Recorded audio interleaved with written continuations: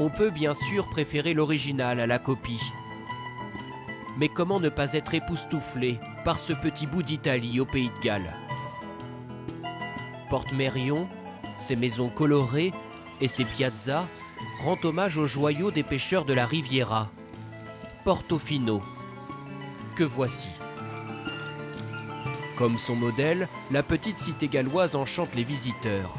Ce couple franco-ukrainien installé à Londres a dû annuler ses vacances sur la Méditerranée à cause de la crise sanitaire. Il ne regrette pas d'avoir choisi cet étonnant plan B. Cet endroit a l'air d'être absolument fantastique. Une reproduction italienne ici, on est épaté. Ça ressemble vraiment beaucoup à l'Italie, ne serait-ce que l'ambiance. C'est très joli. Porte-Mérion se contemple comme un tableau. Et le meilleur des guides, c'est son peintre.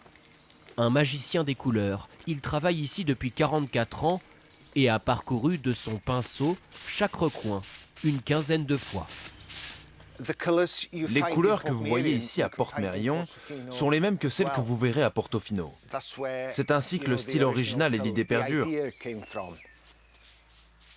En fait, ce ne sont pas des teintes trop vives, c'est du pastel. Ça ne vous saute pas au visage. Chaque bâtiment est repeint avec le souci de l'authenticité.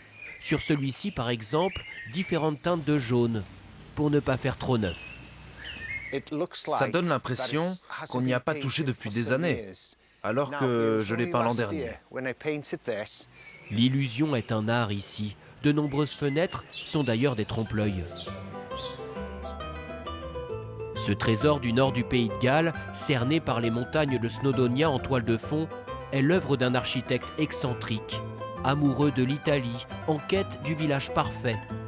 Il a choisi, après d'interminables recherches, ce cadre idyllique pour bâtir le projet de sa vie, il y a près de 100 ans. Un demi-siècle de travaux, aujourd'hui son petit-fils gère ce patrimoine avec fierté.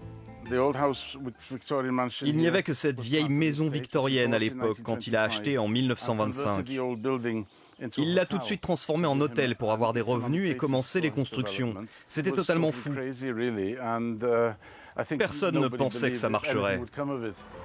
Le rêve de l'architecte est aujourd'hui entièrement dédié au tourisme. Pour entrer, les visiteurs doivent payer 15 €. C'est comme cela que Porte-Mérion a les moyens de garder ses couleurs. Il n'y a jamais eu le moindre habitant dans ce décor entre l'œuvre d'art et le village méditerranéen.